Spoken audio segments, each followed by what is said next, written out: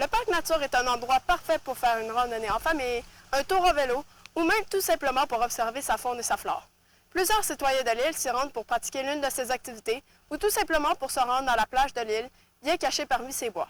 Mais cette plage, bien que peu connue du public, n'est pas la seule à se cacher ici. En effet, après avoir lu la légende de l'île, j'ai fait mes recherches sur les créatures et habitats. Et j'ai enfin découvert l'emplacement de chacune de ces dernières. Aujourd'hui, je vais vous parler de l'une des plus importantes dans l'histoire, la tortue géante. Comment elle vit-elle dans nos bois actuellement? Quelle est son importance auprès des autres créatures de l'île? Et surtout, comment la trouver pour lui parler? Bienvenue à l'île Bizarre.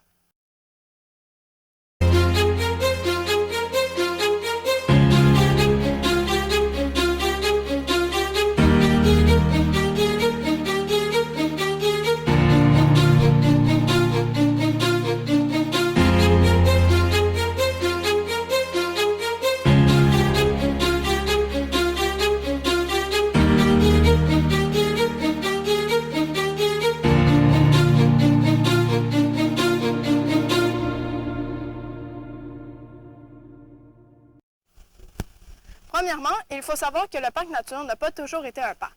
En effet, la raison de son existence actuelle est due au projet Campo, qui avait pour but de créer une ville de séjour. Cette ville de séjour aurait compris de nombreuses écoles, des appartements, ainsi que d'autres aménagements pour ceux qui y auraient habité. Malheureusement pour M. Campo, son projet a vu la fin dû à une autre compagnie du nom de Grillier qui aurait racheté. Encore une fois, les projets de Grillier tombèrent à l'eau dû au fait que les terres que Campo lui avait offertes étaient trop humides. Il ne pouvait pas non plus racheter d'autres terres agricoles à l'île puisque la Commission de protection des terres agricoles du Québec avait déjà tout acheté. C'est l'une des raisons aussi pour laquelle Campo avait accepté de donner ses terres à Grillier et d'abandonner son projet. Contrairement à l'autre homme, Grillier ne décida pas d'abandonner son projet. Il essaya de s'arranger avec la CPTAQ pour échanger leurs terres. Au bout de 4 essais, il fut fructueux et réussit à échanger ses terres. À savoir que la communauté de Montréal avait elle aussi accepté cet échange de terres. Depuis, les terres protégées par cette commission sont devenues le parc nature tel que nous le connaissons. Pour confirmer ces faits historiques, j'ai eu la chance de rencontrer M. Laniel.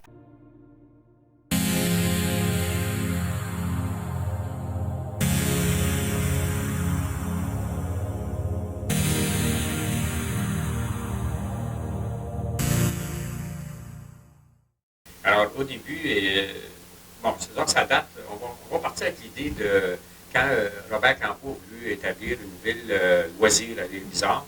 À un moment donné, il est arrivé l'élection du Parti québécois en 1976 et le ministre de l'Agriculture, à ce moment-là, Jean Garon, a fait en sorte de protéger le territoire agricole parce que là, les bonnes terres s'en allaient et puis on voulait protéger l'agriculture.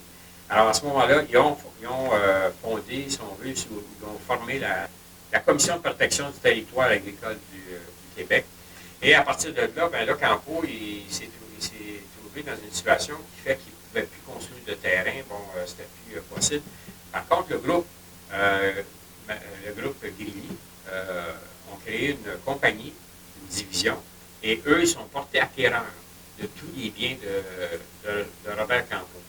Et eux sont venus à bout, après plusieurs tentatives, évidemment, ça a pris 4 tentatives, ils ont eu 4 tentatives d'entente. À une 4e tentative, ils sont venus à bout de trouver un terrain d'entente, si on veut, avec la commission, justement, de la protection du territoire agricole. Et après ça, ils avaient des terrains, beaucoup de terrains en zone humide du côté du nord de l'île Bizarre. Ils ont fait une entente avec la municipalité, avec la communauté urbaine de Montréal. C'était des négociations qui ont duré pendant plusieurs années. Alors, ils sont arrivés à une entente de faire un échange de terrain, qui fait que les terrains humides sont devenus la propriété de la communauté urbaine de Montréal. Et de là ont été créés les grands parcs. Et même la communauté urbaine a acheté des terrains de la part du groupe immobilier Grilly. Alors, ce qui fait qu'ils se sont ramassés avec quasiment, à un moment donné, plus près de 10e de l'île en parc.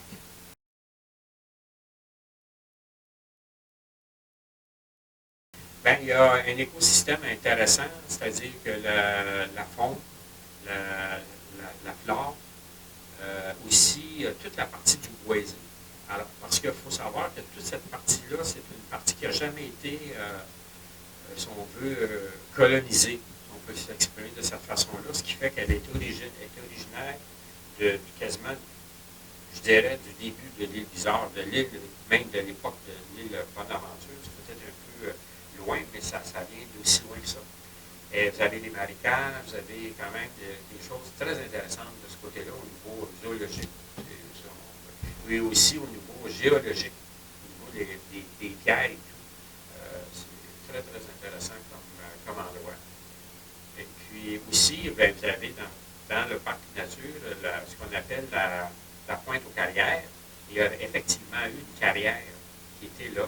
Puis si vous allez sur les lieux, vous allez vous rendre compte que la pierre qui longe la rive du lac des Deux Montagnes, on a l'impression de voir des bancs qui sont formés, mais c'est simplement la façon qu'ils coupaient la pierre à ce moment-là.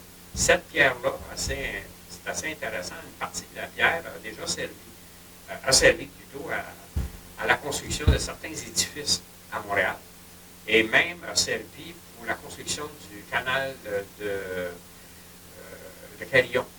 Et puis le canal de Carillon, ben, pourquoi on l'a bâti? Ben, à ce moment-là, c'était pour se protéger contre une attaque des Américains, qui n'a pas eu lieu, mais c'était pour prévenir cette possibilité-là. Alors, ce qui fait que c'est un territoire qui est vraiment unique en soi. Même aujourd'hui, vous avez la plage de Pointe-aux-Carrières, donc qui est ouverte au public. Alors, c'est quand même un endroit intéressant. Vous savez, vous avez des pistes cyclables, vous avez des sentiers pédestres, vous avez aussi, dans certains secteurs, encore les fameuses clôtures de pierre qui existent, parce que sur l'île de Montréal, c'est quelque chose qui existe plus ou à peu près pas. Alors ça, c'est des traces de la colonisation de l'époque, parce qu'on dérochait les pierres, les champs, et puis on prenait cette pierre-là, puis on faisait nos clôtures avec.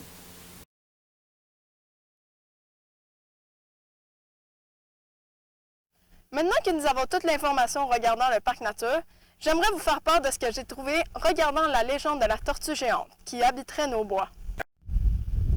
Comme vous l'avez sûrement vu dans la légende de Jacques Bizard, la tortue géante est comme celle qui contrôlait toutes les autres créatures. Elle avait un rôle immensément important. Mais pourquoi? On aurait dit que personne ne contredisait ses décisions, personne ne parlait en même temps qu'elle. Alors qu'est-ce qui la rend si spéciale? Eh bien, d'après mes recherches, j'ai découvert que ce serait celle qui avait le plus grand pouvoir parmi toutes les créatures. Elle aurait le pouvoir de protéger toutes ces personnes habitant à l'île. Elle aurait créé un dôme immense protégeant l'intégralité de l'île, qui est la raison pour laquelle personne ne connaît réellement l'île. Elle serait aussi la cause du fait qu'il fait toujours un peu plus chaud à l'île que partout ailleurs. Selon la légende, la tortue habiterait dans un marais dans le bois du parc nature et ne sortirait de ce marais que si nous l'appelions dans une langue étrangère. Dû au changement d'aménagement fait à l'île partout, la tortue géante est désormais réduite à vivre dans le parc nature. Pourtant, nous avons toujours accès et nous pouvons toujours y aller. Elle habite désormais dans l'un des plus grands marais du parc. Malheureusement, pour le moment, nous ne pouvons pas y avoir accès puisque le pont y menant est brisé et en réparation. Ce à quoi nous avons accès est le marais derrière moi qui permet d'aller voir tous les enfants de cette tortue géante.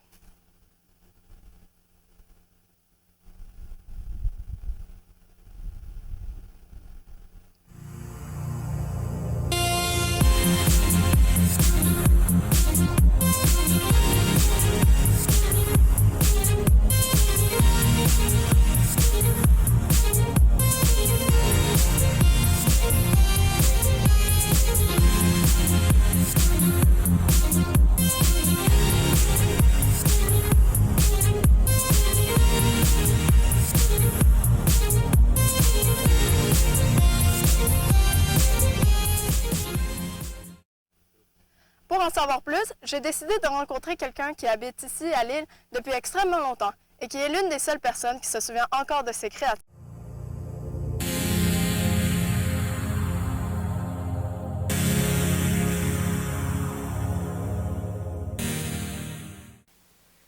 La tortue géante est sur l'île depuis des années et des années. J'ose vous dire des millénaires, ce qui fait bien des années. On ne les compte plus de toute façon. C'est trop pour ma boîte à souvenance. La tortue géante se déplace bien lentement. Je peux vous dire que c'est rare qu'elle le fait. À chaque fois qu'elle fait un pas, c'est un pas de géant dans l'univers de l'île. C'est un événement qui stresse les gens, puisqu'un son extraordinaire arrive à nos oreilles à ce moment-là. La tortue géante s'est donné un rôle, soit celui de protectrice. Elle est d'une grande bonté et elle veut le bien de tout le monde. Pour les gens de l'île, elle représente la grande sagesse. C'est elle qui a protégé le seigneur Jacques Bizard et sa fille aînée, Louise. Cette dernière a survécu à bien des misères, des batailles et des maladies. Elle n'est décédée à la vulnérable âge de 88 ans, tandis que ses frères, ses sœurs sont décédés dans la vingtaine. Ils n'ont pas eu le privilège de la protection de la tortue géante. En fait, Louise a toujours su respecter les pouvoirs de la tortue et de ses secrets. Il faut savoir que la tortue géante a le pouvoir du grand dôme. C'est cette grande couverture au-dessus de l'île qui repousse les êtres indésirables. Où se trouve la tortue géante? Eh bien, elle est camouflée dans le marais du parc de la nature. À vrai dire, elle se trouve dans le bois de l'île, dans la région Est. Beaucoup de gens la recherchent, mais elle ne bouge pas lorsqu'ils passent par-dessus par crainte de les apeurer. Selon la légende de la tortue géante, il n'est pas question qu'elle parte de l'île. Au contraire, c'est elle qui dirige et contrôle tous les faits et gestes des gens dans l'île. Lorsque vous entendrez souffler à travers vos oreilles un air de douceur, ben, c'est elle qui vient de relâcher son souffle pour le grand bonheur des gens de l'île.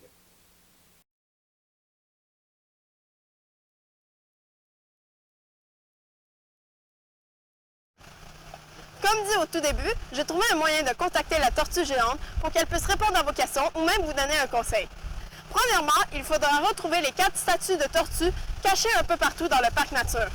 Par la suite, une fois que vous en aurez trouvé une, vous devrez retourner cette statue pour lire en le dos de cette dernière où se trouvera quelques lettres. Une fois que vous aurez retrouvé les 4 statues de tortues et que vous aurez retrouvé toutes les lettres, vous pourrez composer un mot qui vous permettra de réveiller la tortue.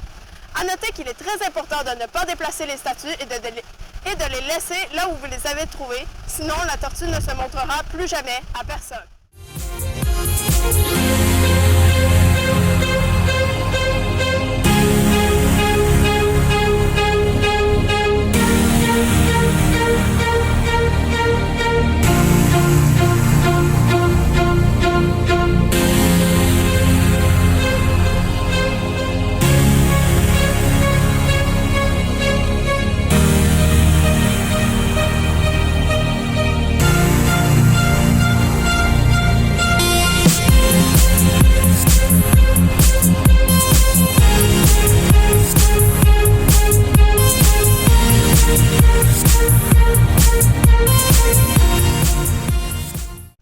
Une fois que vous avez ce mot, rendez-vous au plus grand marais du parc, placez-vous au milieu du pont et nommez votre nom et le mot. Par la suite, vous pourrez poser votre question.